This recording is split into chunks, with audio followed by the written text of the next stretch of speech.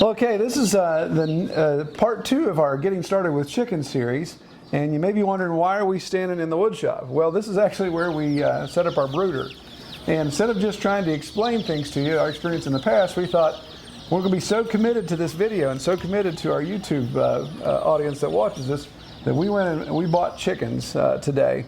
And my youngest son, Cam, he's been interested in doing his own chicken side business. So we thought, well, this would be a good time to do that. So what did we get, Cam? What did we buy today? Do you remember the breeds? Oh, I forget. It's so easy to forget those. It was the silver-laced, remember it was a Wyandotte? Silver-laced Wyandotte? Wyandotte and... Remember the other one that kind of had a funny name? The Cuckoo? You're a cuckoo. No, it was the Cuckoo Marin. Cuckoo Marin. Oh. Cuckoo Marin. So we went to our local box store, actually went to Rural King and bought these. We got 10 of each, so we got 20 chicks. And which kind of goes against what I just said in the last video about how we normally mail order our chickens because you don't know what you're going to get at the box stores. But we thought we'd give this a try and just give it a test. I definitely liked having these. I've always wanted to try these specific breeds. So what's the first thing we're going to do? Well, obviously the first thing we need to do is set up a brooder. And when you start with a brooder can be anything. Brooder can be a cardboard box. It all depends on the number of chicks that you have, and you want to be accommodating. What we've done is we started off with totes and those things, but as we grew and got more and more chicks at times, sometimes we brooded I think 100 chickens at one time. Remember that time we had all those Australorbs? I think we had 98 of them one time. So obviously a cardboard box, a tote's not going to work to brood that many. So yeah, that was a little stinky, wasn't it? So you have to have a brooder that you can expand. So what I did, and this is going to look a little rough because it's been around the block once or twice. I just built these panels, and you can see these panels are plexiglass and just some pine. And the only reason they're plexiglass is just the material I had. In hindsight, if you had some 1/8 inch or 1/4 inch ply, that would make more sense because before the plexiglass got dirty and fogged over, then the chickens, they like glass, they just run right into them.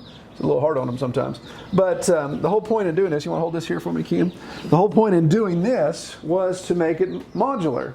So if you can imagine, this one's missing the top rail, it broke, but imagine we wanted to start here with a box. All these are the same size. So if we wanted to start with just a box, so with these being modular, if you put them together, you can imagine just 4 of these would make a box. Well, I put together, I think 6 or 8 of them. The whole point was, if you started off here with a small amount and you had a box this size or square this size, then all you had to do is come in and add 2 and you could make it longer. Then you could add another 2 and you could go wider. So in essence, you're more than doubling your square footage when you add to it just extra panels. So whether it's made out of plywood and plexiglass or pine or whatever, just make some panels and make them all uniform. And then that gives you the opportunity to modularize a brooder. And that you're only then limited by the size of the floor, the space you have. So if this is in your barn, thanks buddy, whether this is in your barn or it's in a building or in a garage, wherever, then you can expand that. Because as the chicks get bigger, you want to give them more space. You don't want them all crammed in the same spot. So that's the first thing we're going to do is put together the brooder. Now you may be wondering, what about the floor? Well, what I do on the floor, obviously we're on a concrete floor here. So what I do to protect the floor, I don't want chicken poop and all that just collecting on the floor. I just put down a layer of plastic. So I just take some regular black plastic here and I'll lay it down. We're actually going to be in this. This used to be the bathroom. It's not used as a bathroom anymore. So we're going to actually brood in here. So I'll just stretch out some plastic here and cut it to shape. And we'll set the brooder walls up and get it all put together. So that'll be our next step.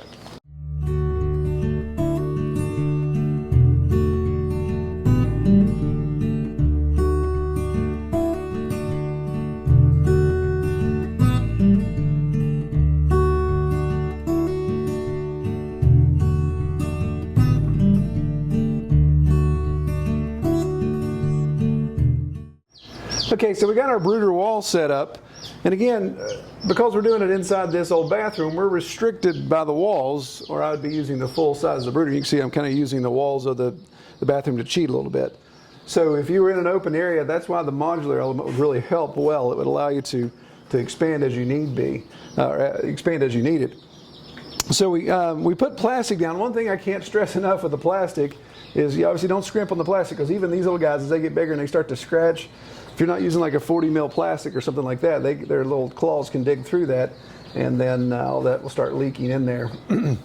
And also with your plastic, overlap your brooder walls, so when it comes time to take the walls down and you want to get all that out of here, because it'll be pretty stinky, we use deep litter method, where you just keep adding chips, so it builds up nice and keeps the odor down if you could stay on top of it. But by the time you're done, you've got a pretty good strata of chips there that you want to get out. So with the plastic being extra large overlap, then you can take it and kind of fold it up and carry it out like a big sack. So that helps really well. So the next thing, of course, is adding, the next step to getting your brooder ready is adding your bedding. What do? Well, we use pine shavings. So what we like to use are pine shavings, these that just magically appeared right here in front of my feet. So with pine shavings, there's some debate on that as to whether or not you go straight to pine shavings, because a brand new chick doesn't know how to differentiate between its food and the little tiny bits of pine shavings. Something like these chickens, where we got them at the box store and they've already been eating, they've already been on pine shavings, we're not going to worry about that. Usually the first day, if we've got mail order chicks, first day we may just take shredded up newspaper and check that out.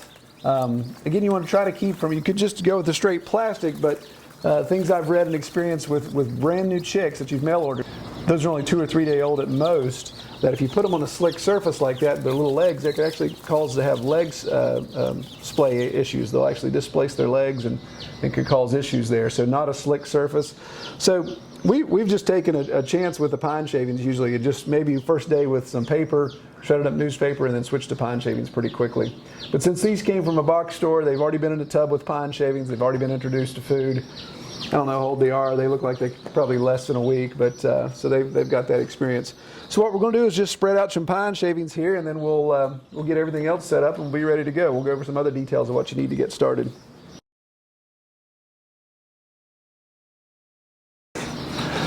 Okay, so we got our pine shavings now. Now, just one quick thing about pine shavings. Pine shavings are pine shavings. I think these are like $4 a bale, so not a huge expense there. As your dad used to say when you're a teenager, don't be afraid of the soap. Don't be afraid of the pine shavings.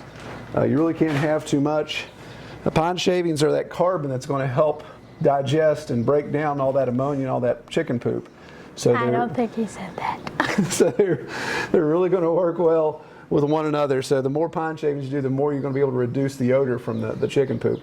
Now again, how long do you stay in the brooder? Well, that all depends on what your next stage is. If you're going straight out with your flock, or you're going straight out into a free range area or an open coop area, then you're going to need to go a little ways. You may have to go 8 weeks, maybe 10 weeks. It just depends on their feather, depends on the weather, depends on all those type of things. We're probably going to look at 4 to 6 weeks here in the brooder and just see how that goes. And then we have some opportunities to do some staging with a smaller, we call it our phone booth coop. We've got a smaller coop that we can put these 20 in when they're still juvenile, not big enough to be in with our general population. That's a new one. Chickens calling chickens. Yeah, phone booth coop.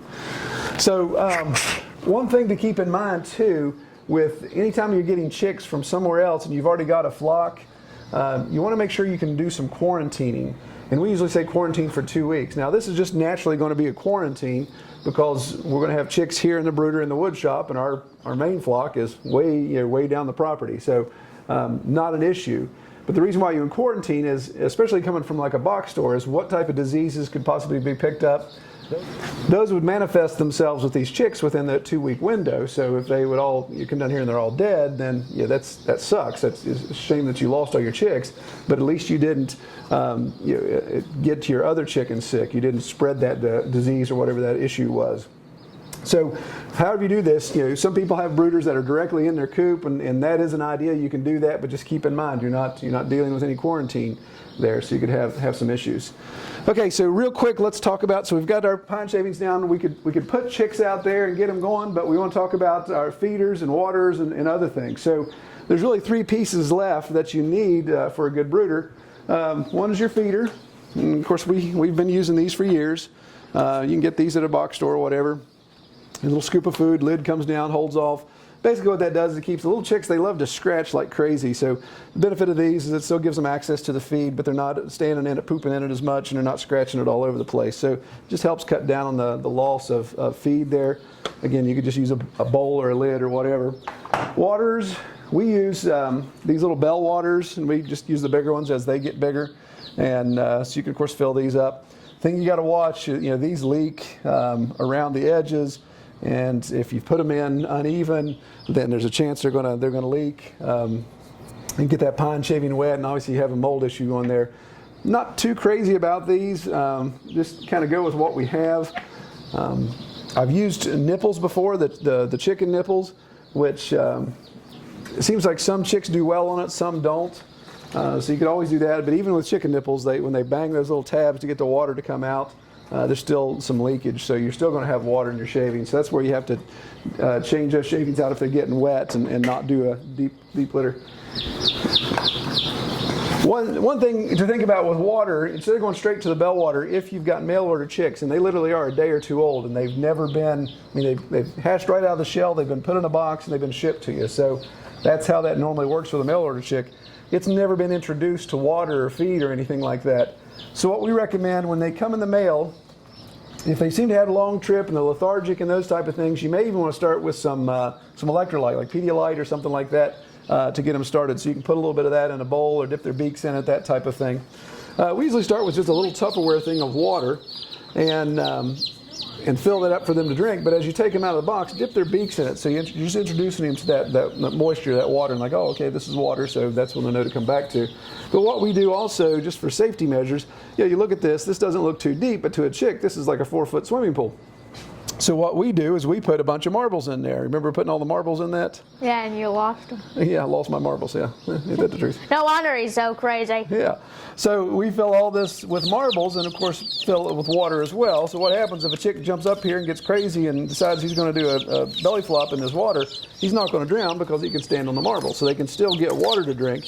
Obviously, not as much water's in there, so they drink it empty a lot quicker.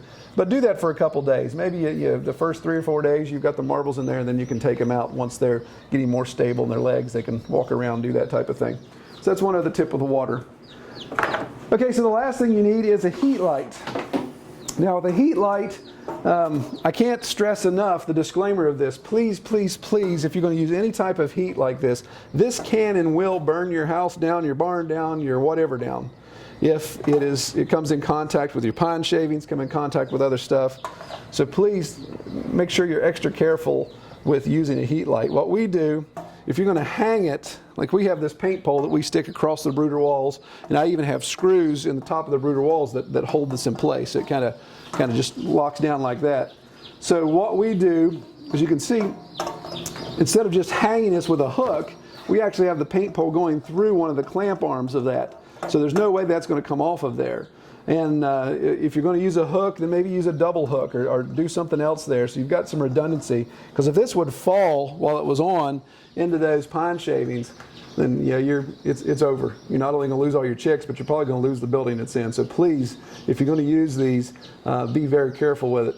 Now, why do you need a heat light? Well, the rule of thumb is that for every day of age of chicken, you can drop the temperature 1 degree from 95 degrees, I believe. So 1 day old chicken needs 95 degrees.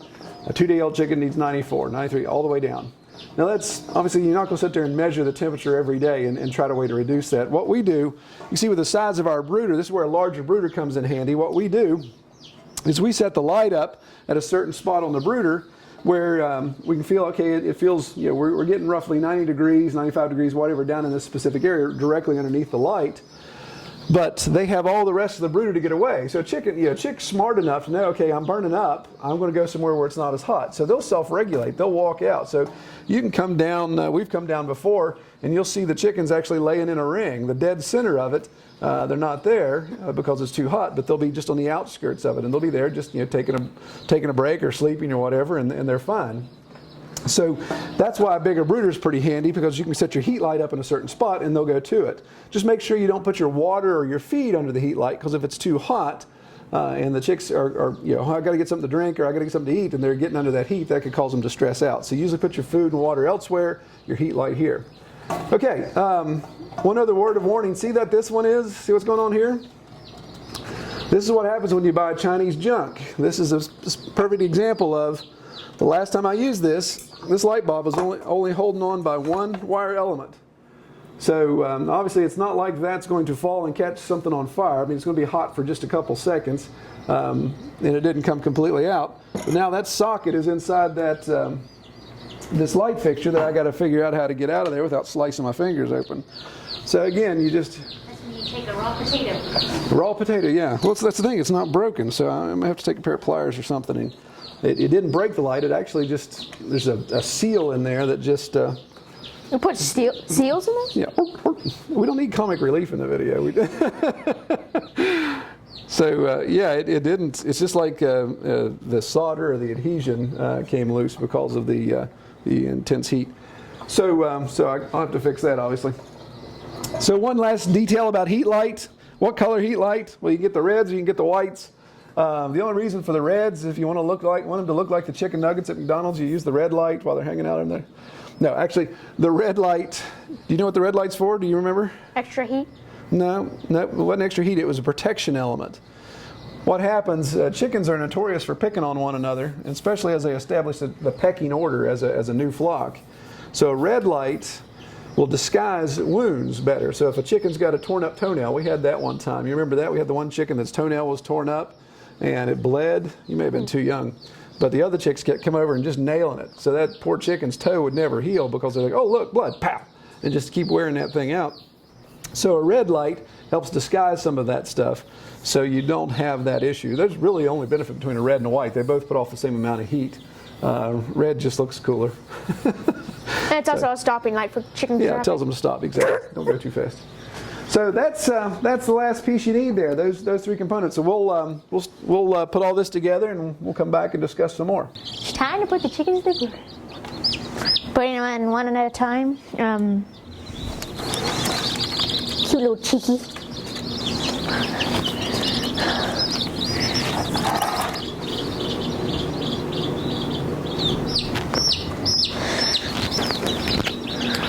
Now again, if these were chickens that just came from mail order, we would be dipping their beaks in water, making sure they understand that water is where it is, and it is what it is, it's wet, all that type of stuff. But since these came from the box store and have already been on water and feed, then we don't have to do any introductions there. So we can just drop them right in and just see how they get together. Right now the wood shop is about 55 degrees, so it's a little cool. So I have a feeling they'll probably gravitate toward the light here fairly soon to get warm. They were definitely huddled together in the box. Okay, so we have the chicks in the brooder. We got all 20. They're all kicking, doing well so far. So we'll see. And in fact, just as in talking, notice they've mostly gravitated toward the light. So they're going to regulate their body temperature by getting close to the light. And I know just from experience, the height of that light is going to get what they need there. So they'll be hanging out there. Things to look for when you first get your chicks. When we first got them, I'll never forget that little chicks, when they're sleeping, they just kind of stand there, they close their eyes, and then they'll just kind of lean forward and fall down on their beaks. And you think, oh, there's something wrong with that chick. He's sick. But usually that's actually how they kind of sleep. Sometimes they'll actually sit down and bed down. Sometimes they'll stretch out. Other times, just like a kid sitting in his car seat or in his high chair, he can fall asleep in his Cheerios. So don't get too distressed if you see them doing that type of thing. You will need to keep watch on their legs. Again, if you see a chick walking funny, it may have a hip displacement type of thing, and you're just going to have to call that chicken. You're going to have to weed it out, unfortunately. So just reading on, commenting on a forum today, lady's chicken, the beak it was malaligned, and she wanted to know what she could do for it. If a chicken's beak forms and it's so spread apart and malaligned where it can't eat, then again that chicken's not going to survive. You can try to nurse it and do all these things, but it's not going to make it. So again, the most humane thing there would be to just go ahead and put it down. As these chicks get older, of course, their flight feathers are going to be the first thing to come in. So as they get more energy and braver, what are they going to do, Cam? Yeah. Well, Jumping up. you remember the last time we had it brooded, we'd come out sometimes and they'd be sitting up on the side of the brooder just looking at you.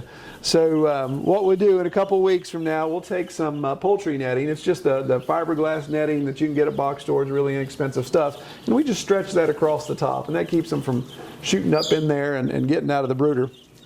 And one other thing you may want to consider, I've tried all different things to give them a little exercise in roosting, but the sooner you can give them a pole or something to learn to roost, to sit on, obviously at this age they're not even come close to that, but as they're in the brooder and getting older, if you can get them trained on roosting on a bar, then that will help them when you move them in with your main flock or move them to your main coop. When we in our experience, if we don't have them, give them something to roost on, give them that experience, even when they're 10 weeks, 12 weeks old, and you put them in the coop with the rest of the chickens, then they'll just go over in the corner and they'll just huddle in the corner while everybody else is up on the roosting bar. So if you have predator issues or any of those type of things, you just don't want them down on the ground or in the floor of your coop, then roosting bar, getting them trained on that as soon as possible will be helpful as well. So that pretty much covers that. We'll update as we go along, and Cam will probably be doing some future videos to talk about his chicken endeavors. These chickens are, what's the plan with these chickens, buddy? What's the revenue stream you're looking for? Egg laying. Egg laying. Yeah, they'll be egg layers. That's a primary. These are a dual purpose bird. They could be a meat bird, but we got them for egg laying. So our egg cells that we have, we've got 90 chickens that produce eggs, and we usually can't keep them stocked. We sell out faster than we can get them. So Cameron's going to do some Different eggs. Yeah, side venture here. These will lay a different color eggs. We'll have some variety there. So we'll document. As we go along, we'll have Cam kind of do an economic breakdown here, because we know the cost of our chickens, we know the cost of our feed. We'll look at all the inputs that we have. And so we'll do a separate series with Cam, and Cam can explain all the costs associated with it. Now again, we're 6 months out from these being money producers, right? Because do you remember how many weeks it takes before they'll start laying eggs? Oh, 25? Yeah, 24 to 25 weeks, yeah. It depends. It depends on the breed. If it's those hateful Americana birds that I don't like, then it could be 30 to 32 weeks. But these, I'm not sure. We'll see how it goes. I'm getting eyeballed off camera here. Yeah, don't be messing with my Americana birds. All right, well, we'll wrap it up. And so you want me to do a G? Fast forward 5 days. When we got the chicks, it was Saturday night, and now it's Wednesday evening. And so far, so good. We did have one loss. I came down the other morning, and there was one that was cackethed. It was dead. So they say once you get past that first 5 days or that first week of age, then you're really out of the danger zone per se. So we may be on the good side of being able to keep all these viable. But they seem to be doing well. They've been, as we mentioned, they've been self-regulating their temperatures. You can see there's one kind of kicking it under the light while the others are playing with something stuck to the side of the brooder. So seems to be working out pretty well. We're going to keep track of their feed and figure out their feed conversion and all those. That's just something that's always interests me, and we're going to keep track of that. So I'll share that data with you as we get it. Well, okay. I wanted to take this opportunity to address a question that we got from our last video where we started our series talking about chicks. This question comes from Beverly, Oregon. She says, would you show us how to keep the smell to a minimum? I know you had said mulch, but would you show us as well? Okay, as we talked about earlier in this video, we're using the deep litter method using pine shavings. So you can see I've got this brooder lined with pine shavings here, and they go down, I got it about 3 inches deep. And so a thick layer, 3-inch thick of pine shavings. Now obviously pine has a certain odor to it. Make sure I don't pick up a chicken turd and stick it to my nose. Has a certain odor to it, so obviously it smells piney, smells like a pine tree would expect. So the neat thing about that is that pine scent, of course, it obviously helps combat the smell, but what really is going on here is more of a composting principle. The chicken manure is rich in organic, but also really rich in ammonia. So that ammonia, obviously, if we just had the chickens here on newspaper, then in a couple days you could really have that smell, that chicken poop smell, and that would get a little overwhelming. But with this pine shaving, it's a little bit thicker substrate. It has the ability to absorb some of that. Wood is, to use a woodworking term, wood is hygroscopic. So it actually is sponge-like. It means it can absorb water, absorb moisture. So what's going to happen here with this thick layer of pine shaving, as the chicken poops in it, it's going to, the pine shaving is going to absorb that moisture. Now obviously you can still see there's a little bit of poop here, little solidified pieces, but a chicken is going to scratch and just going to keep coming through and burying that up. Especially over here around the feeder area, you can see where they've, around the feeder, have actually made a little ditch over there where they're standing and scratching and doing all this kind of thing. So they're going to just keep turning that. So it's like a little washing machine or somebody with a shovel literally turning a compost pile. So it's all about the ratio. You just want to stay ahead of it. So if you start to detect a little bit of an odor, just keep adding more pine shavings. And you're going to keep building this strata of pine shavings. Now obviously it's not going to get this deep. We're not going to leave them in the brooder that long. But you're going to keep building up. The one thing you got to watch that really throws that balance off is if this water or any of your waters are really leaking into your pine shavings, because then you're going to get mold. As that's hygroscopic, as that sponge-like pine shaving sucks that water in, then you're going to really promote mold growth.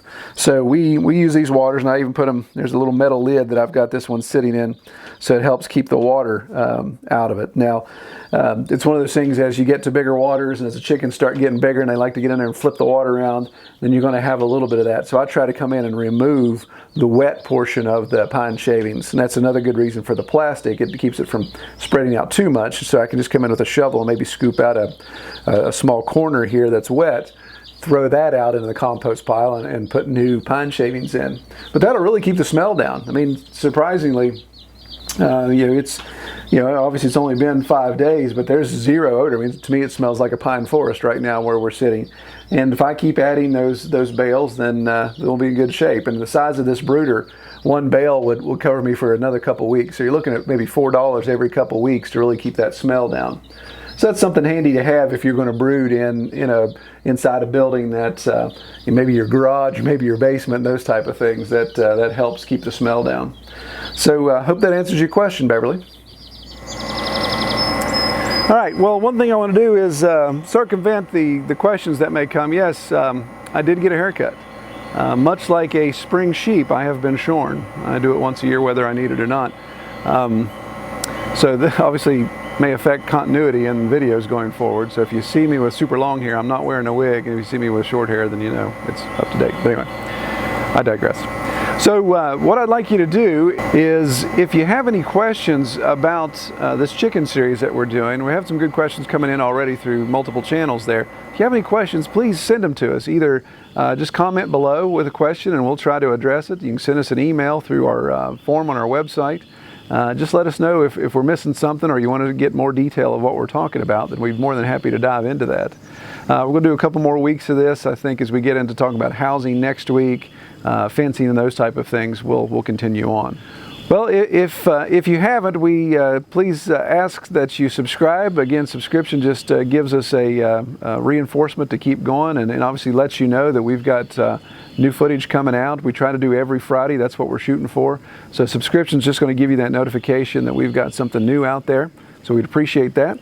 And also, go to our website, redtoolhouse.com, and sign up for our e-newsletter. I'm changing the newsletter format a little bit, trying to put a little bit more discussion in it, almost a little blog-esque, mini-blog type thing in the e-newsletter. So if you're not subscribed to that, do that. You may be missing out on some additional discussion we're having as we talk about topics related to the videos and maybe expand on some of those topics. So be sure to do that. And obviously check us out on Facebook, facebook.com/redtoolhousefarm. All right, take care.